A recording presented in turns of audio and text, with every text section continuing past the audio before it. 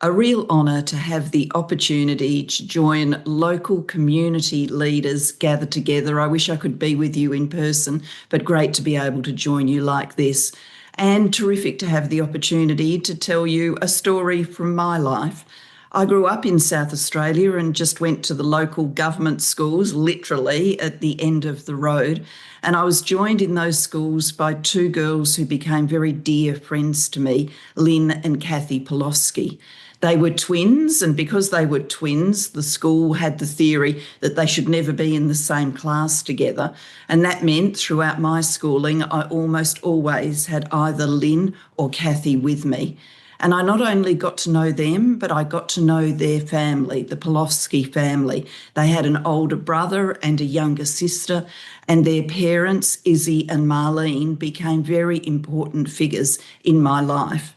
I remember often going to their family home and the sense of warmth and inclusion, the discussions about education, about literature, about art, about culture. And I certainly remember one conversation with Marlene when I was in my high school years.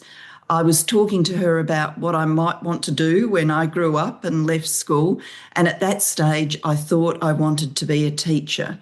And Marlene was very clear with me and said, I want you to think again. You're in the debating team, and I was in the debating team with Lynn and Kathy. You love ideas, you love exchanging ideas, you love debating. You must go for law when you leave high school.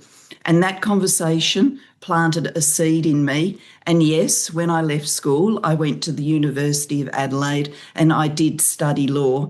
And I guess the rest is history. When I was there with the Pawlowski family, of course I knew the history of World War II, I knew the history of the Holocaust, but I never understood in my contemporary world, in my little school world, that there was any continuing form of anti-Semitism. I never saw anybody treat Kathy or Lynn differently because they were Jewish.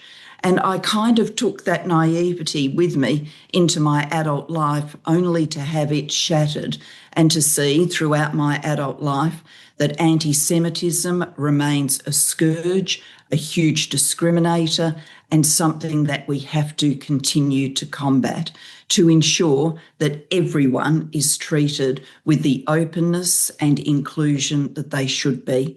And I know you are going to be talking about that from all perspectives at this event, and I wish you well in those discussions.